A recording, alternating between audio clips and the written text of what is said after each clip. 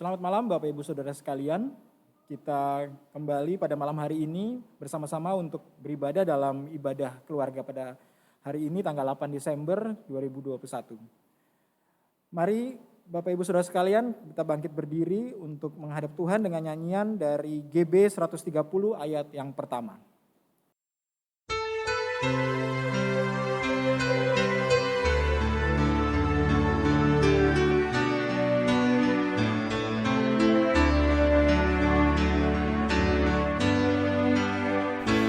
Soraklah, hai umatnya, mari sujud menyembah Kristus Raja mulia, puji Dia selamanya.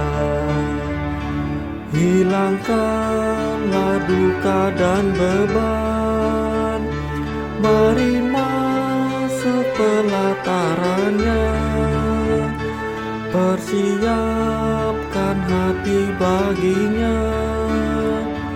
Madah indah nyanyikanlah, tiup suling tabula gendang, sambut Raja damai pemenang.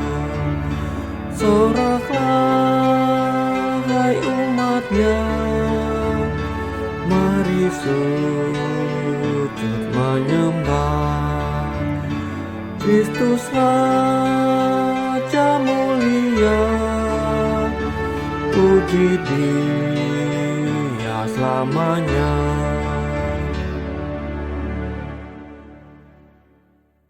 Mari Bapak Ibu Saudara sekalian kita berdoa. Terima kasih Tuhan karena Engkau telah menyertai kami dalam satu hari ini Tuhan, dan kini Engkau telah mengumpulkan kami pada malam hari ini untuk beribadah bersama. Tuhan, kami mohon penyertaan-Mu dalam ibadah ini dari awal hingga akhirnya Tuhan. Terima kasih Tuhan, kami serahkan seluruh ibadah ini dalam tangan kasih-Mu. Dalam nama Tuhan Yesus kami sudah berdoa dan mengucap syukur. Amin.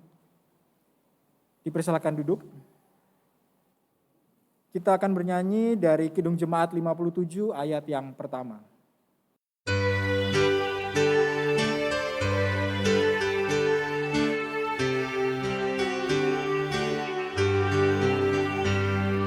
Yesus, lihat umat-Mu yang mendamba Kau berfirman, dan arahkan padamu hati dan seluruh indera, hingga kami yang di dunia Kau dekatkan pada surga.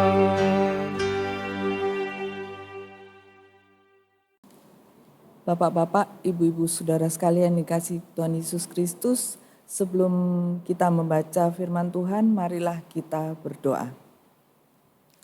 Bapa kami dalam sorga, terima kasih untuk kesempatan ini.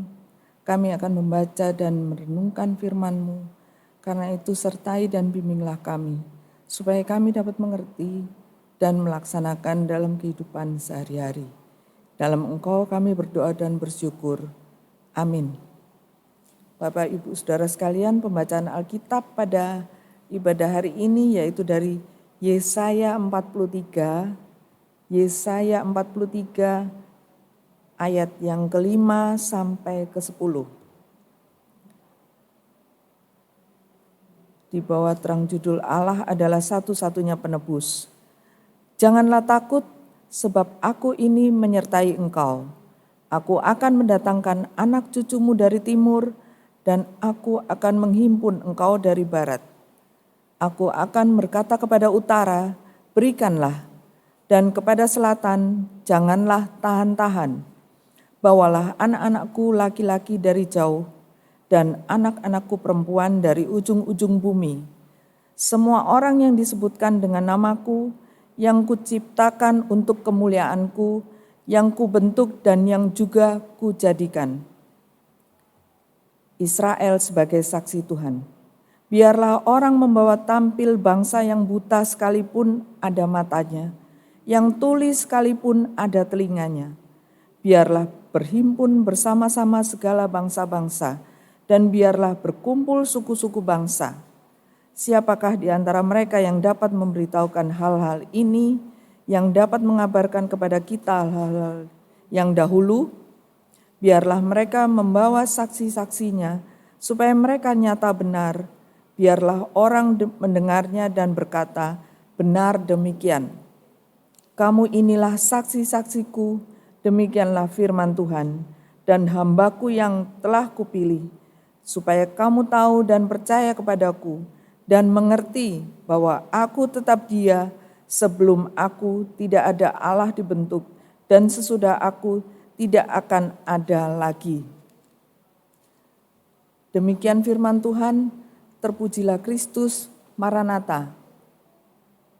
Maranatha, Maranatha, Maranatha, Maranatha. Jemaat silakan duduk kembali.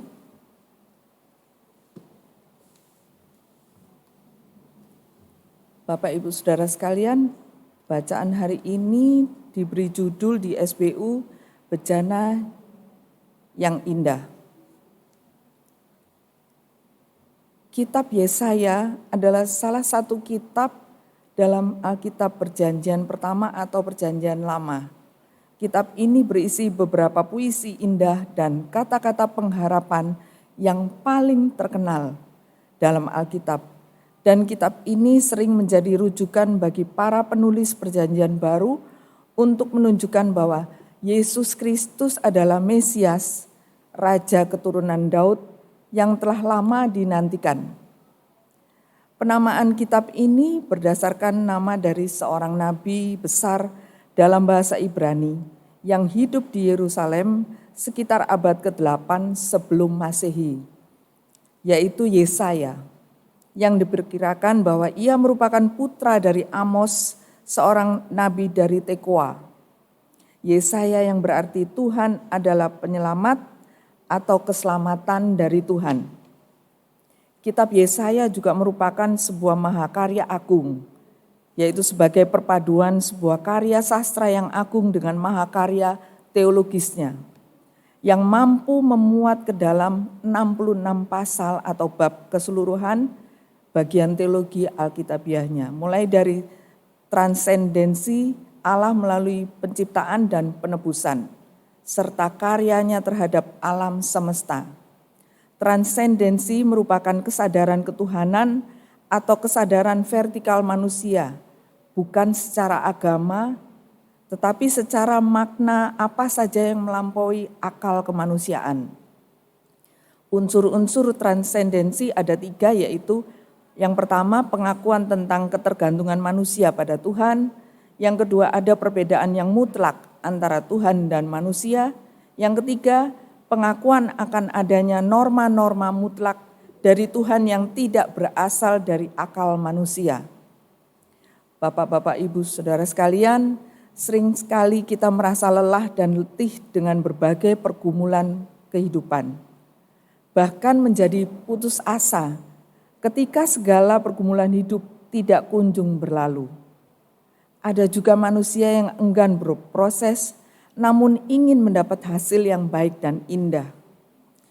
Pasal ini, yaitu pasal 43, membahas tentang kelepasan bangsa Israel dari penindasan di Babilonia yang ada di pembuangan.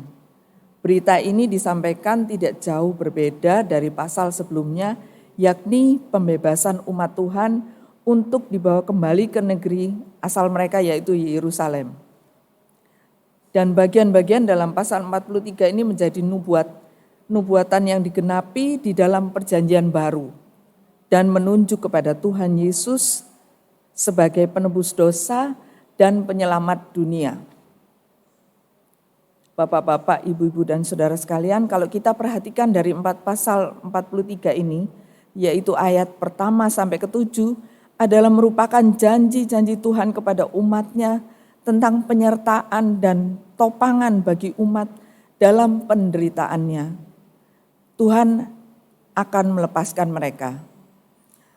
Ayat 8-13 adalah umat di sini ditantang untuk dapat melihat kemahakuasaan dan kebesaran Tuhan dibandingkan dengan dewa-dewa berhala di Babel. Sedangkan ayat 14-21 adalah umat Allah dimotivasi kembali untuk merefleksikan kisah bapa leluhur Israel yang ditolong Tuhan keluar dari negeri Mesir. Sedangkan ayat 22-28 adalah bangsa Israel diberi kesadaran diri terhadap segala dosa-dosa mereka, bahwa penderitaan di Babel itu adalah akibat dari perbuatan kesalahan dan dosa mereka. Jadi umat di sini diajak untuk bertobat, mencari Tuhan untuk memulihkan mereka. Di sini Bapak-bapak, ibu-ibu, saudara sekalian, kita perhatikan ada judul Allah adalah satu-satunya penebus. Kalau kita perhatikan pada ayat pertama ada kata-kata tetapi sekarang. Kata-kata ini bukan hanya sebagai kata-kata selamat datang atau welcome words pada Yesaya 43 ini, namun merupakan sebuah pernyataan anugerah dari Allah. Anugerah di sini maksudnya diperuntukkan bagi semua umat manusia. Anugerah yang menyatakan meskipun bangsa Israel telah gagal, berdosa dan terbuang dalam kebutaannya, namun Allah dengan penuh rahmat dan termasyhur itu tetap mengingat dan mengampuni, menebus dan juga menyelamatkannya. Jadi di sini Allah mengungkapkan kasih-Nya dengan menyelamatkan Israel dalam pembuangan, serta memberkati dan menyertainya. Israel adalah milik kepunyaan Allah, satu-satunya Allah, Tuhan yang menjadikan langit dan bumi, sehingga Israel tidak perlu takut terhadap apapun yang akan menimpa mereka.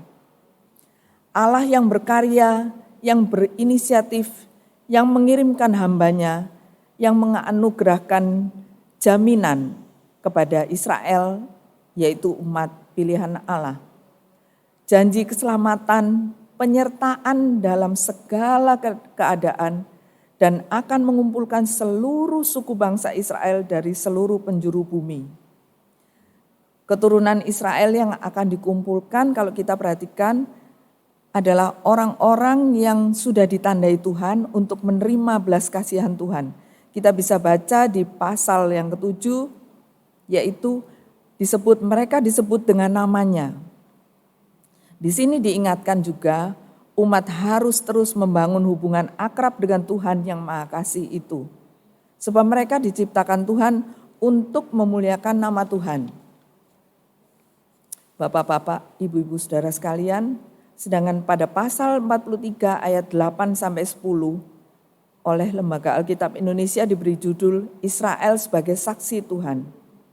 Apabila kita memperhatikan proses penyidikan kejadian atau perkara, maka biasanya selalu dibutuhkan peran seseorang yang dianggap melihat, mengetahui bagaimana terjadi suatu kejadian atau perkara, itulah yang dinamakan dengan saksi. Kita bisa mendapatkan gambaran bahwa keberadaan saksi itu sangat penting. Ada banyak saksi. Ada yang berperan sebagai saksi di depan masalah hukum, dan ada juga saksi sejarah atau saksi yang lainnya. Hal ini juga berlaku bagi kita. Di dalam kitab Yesaya 43 ayat 10 dikatakan, kamu inilah saksi-saksiku. Menarik sekali ternyata dalam hubungan Allah dengan Israel, juga dengan kita, posisi kita juga ternyata adalah sebagai saksi. Saksi yang bagaimanakah yang dimaksudkan dalam hal ini? Lalu bagaimana kita bisa menjadi saksi? Bapak-bapak, ibu-ibu, saudara sekalian, di sini bangsa Israel adalah bangsa pilihan Tuhan. Namun dalam sejarah perjalanan mereka, sebagai bangsa pilihan Tuhan, tidak serta-merta membuat mereka selalu berkenan di mata Tuhan. Pada kenyataannya, Israel sering sekali berkhianat kepada Tuhan dan menyembah ilah-ilah lain. Sehingga Allah juga menghukum mereka. dalam tindakan mereka. Salah satu hukuman yang paling berat itu adalah pembuangan di Babel ini. Meski demikian, kasih sayang Allah kepada mereka tidaklah hilang. Justru tindakan itu adalah sebagai bentuk dari kasih sayang Allah kepada mereka. Jadi di sini Allah mengizinkan hal itu terjadi untuk memberikan pelajaran kepada mereka, agar mereka juga dapat menyadari kesalahan mereka dan semakin bergantung kepada Allah. Jadi di sini Allah tidak membiarkan mereka menderita terus-menerus, tapi pada waktunya memang Allah akan membebaskan mereka dari semua penderitaan itu. Selama 70 tahun bangsa Israel hidup dalam pembuangan di negeri Babel, jauh dari Yerusalem, negeri mereka. Meskipun begitu, Allah tetap menyertai mereka dengan mengutus nabinya.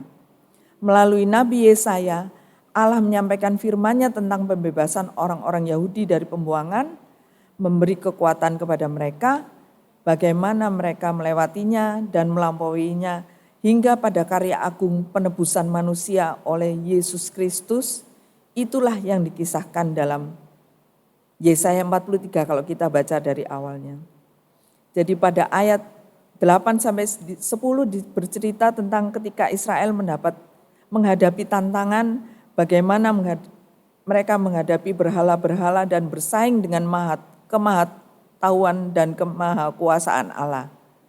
Dalam konteks itulah mereka dikatakan, kamu inilah saksi-saksiku.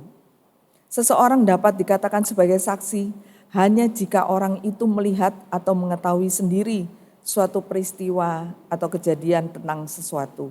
Dalam hal ini umat Allah dikatakan sebagai saksi bagi Allah. Saksi-saksi yang dapat mempersaksikan di depan banyak orang berdasarkan yang pertama apa yang mereka ketahui dan mereka alami sendiri. Tentang kuasa dan anugerah Allah. Yang kedua, bagaimana penghiburan-penghiburan Allah kepada Israel saat mereka berada dalam pembuangan. Kemudian kelembutan pemeliharaan Allah dan juga pemenuhan Allah atas janji-janjinya.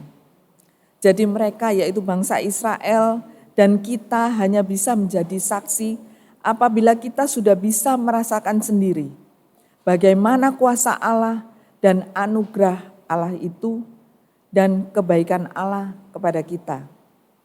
Tentu saja mustahil sekali kita menjadi saksi Allah, namun kita tidak tahu apa yang telah Allah lakukan dalam kehidupan kita sendiri. Rasanya memang itu tidak wajar. Karena itu coba kita sebagai umat Allah kita resapi lagi. Sadari apa yang telah Allah perbuat dalam hidup kita. Apa yang sudah kita terima dari Allah, bagaimana kasih sayang Allah memelihara hidup kita, itu yang sangat penting.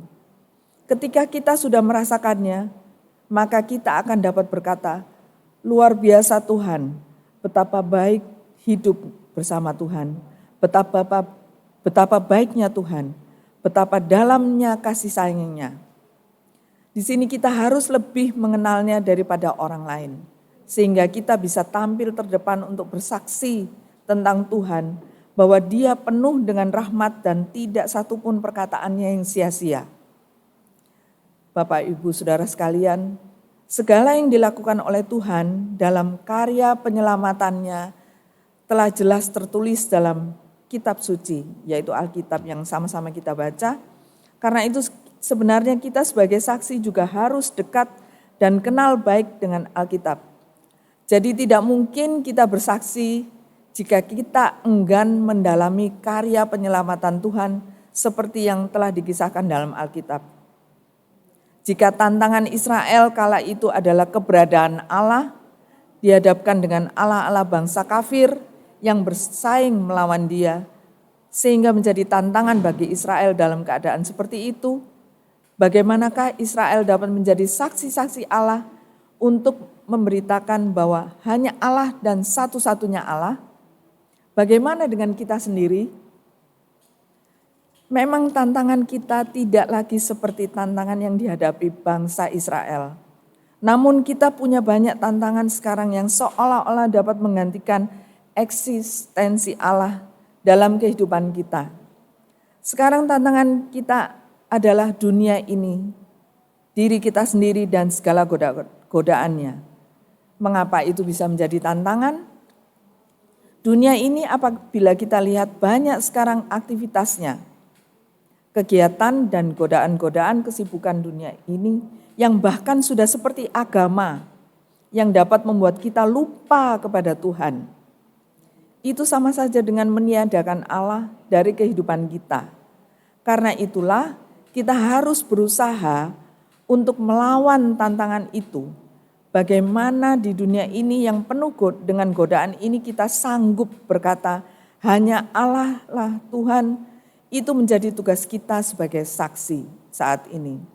Diri kita sendiri juga menjadi tantangan bagi kita. Masih dapatkah kita dengan konsisten menyadari bahwa diri kita ini adalah saksi Allah? Atau bahkan kita sudah menjadi lupa dan menganggap bahwa tugas itu adalah tugas dari pendeta, majelis, atau pengurus gereja saja?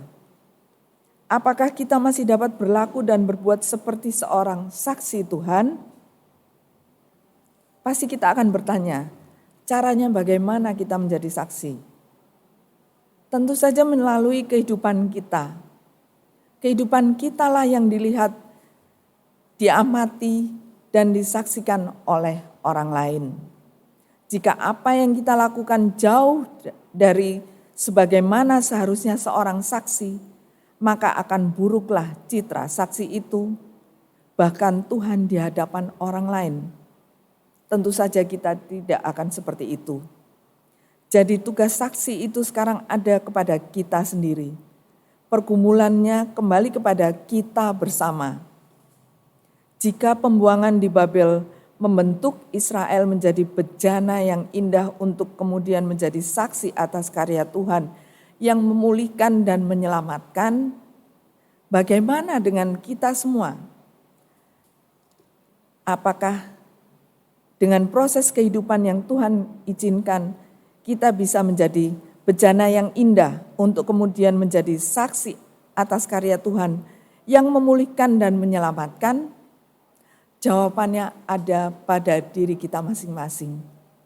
Selamat bersaksi, terpujilah Tuhan. Amin. Bapak, Ibu, Saudara sekalian, untuk merespon renungan Alkitab tadi, kita akan bernyanyi dari Gita Bakti 225.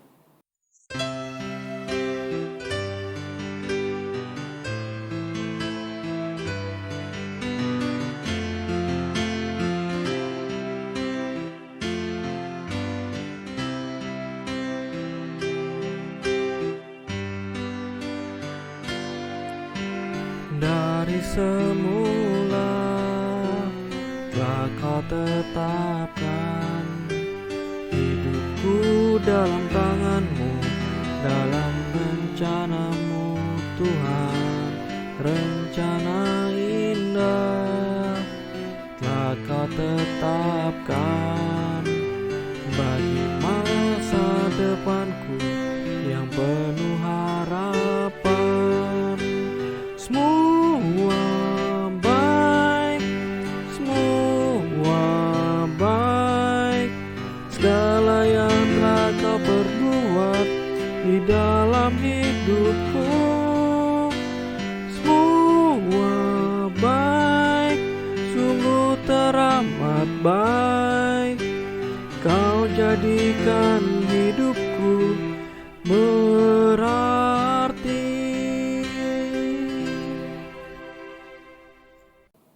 Bapak, Ibu, Saudara sekalian, marilah kita berdoa. Bapa kami dalam surga, terima kasih atas kasih-Mu yang tidak berkesudahan. Terima kasih untuk kesempatan dapat beribadah meskipun masih secara online di tengah situasi pandemi yang masih berlangsung ini.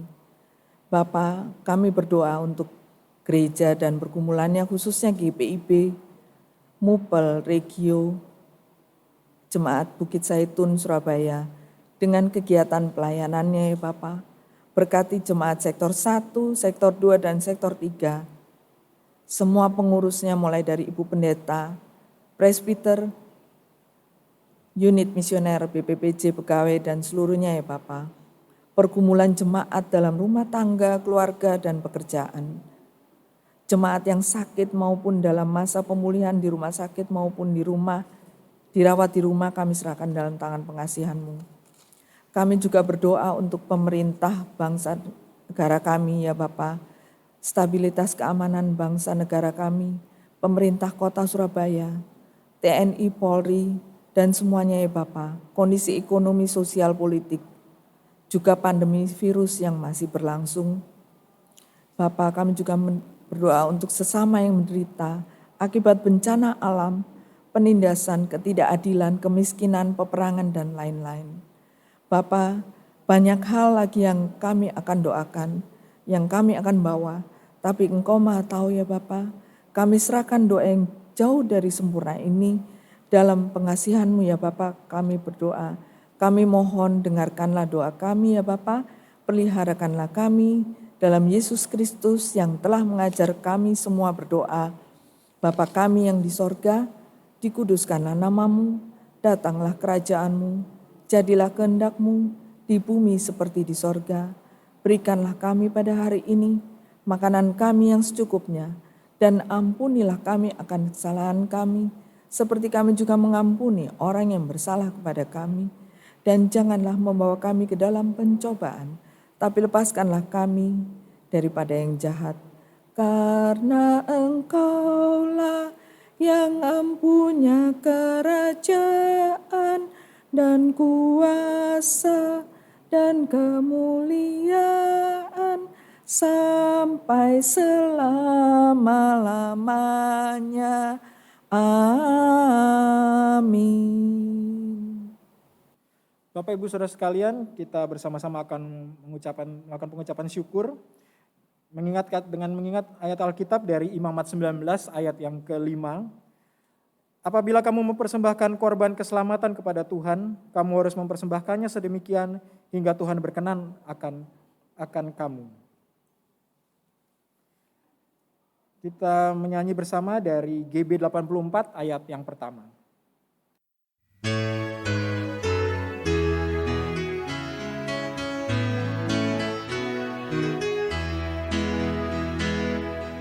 Inilah ungkapan syukurku yang ku berikan kepadamu. Ku berikan dari hatiku, terimalah. Ku persembahkan kepadamu dengan seluruh jiwa ragaku. Kiranya berkenan di hadirat-Mu.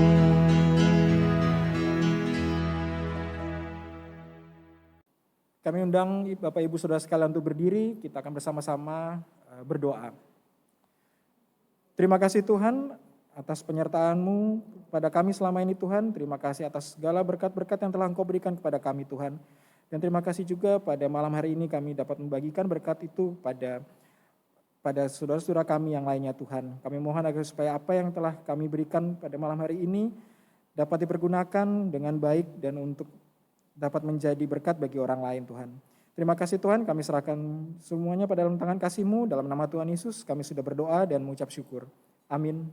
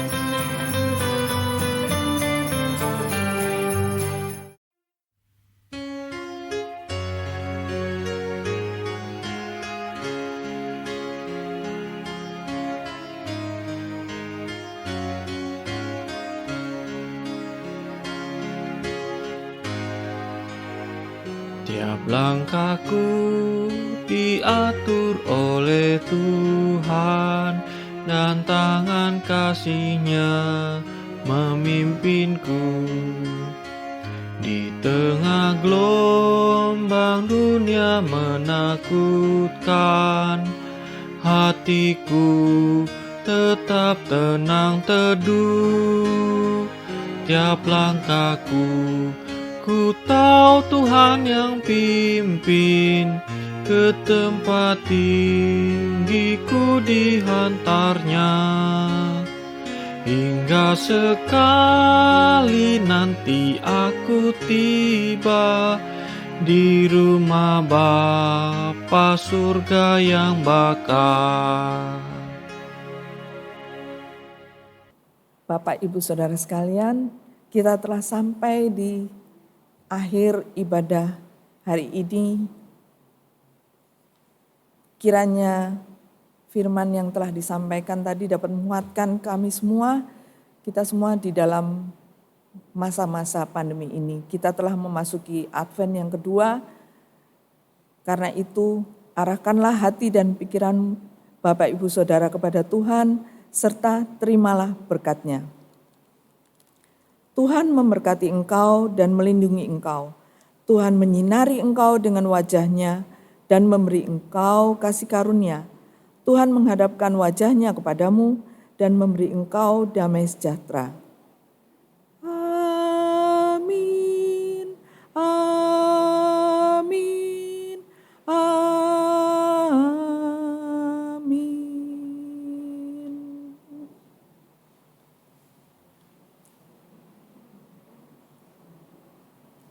Bapak Ibu, ibadah selesai. Tuhan memberkati kita semua.